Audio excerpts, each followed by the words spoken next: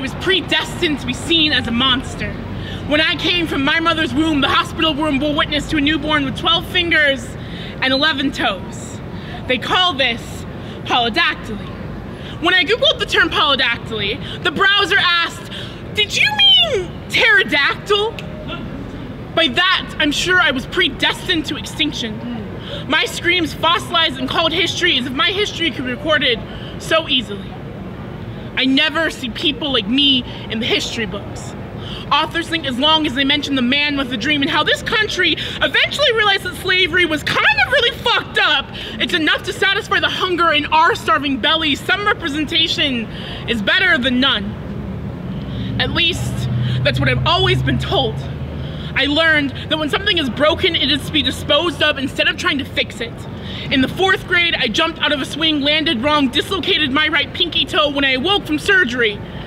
The doctors explained to me that it was too complicated to reconstruct the bone, so they ultimately decided to take it off.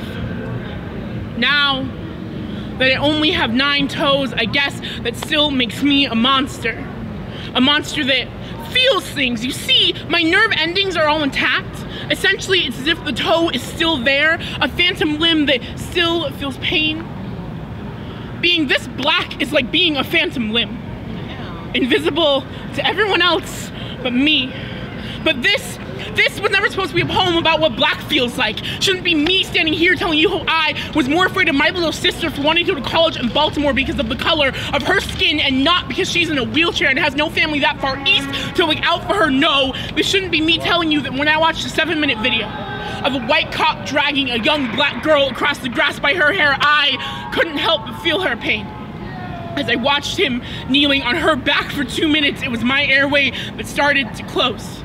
This kinship is what blackness feels like, but this was never supposed to be a poem about what black feels like. This was just supposed to be me telling you how I was born with an extra toe that the doctors didn't know what to do with, so they decided to take it off because it was abnormal to them. And this is probably not normal to you. Normal is funny. You see, in the black community, extra digits are normal, functional even. To cut it off is to say one can do without, which is to say not necessary, which is to say there are parts of me not worth keeping. Yes!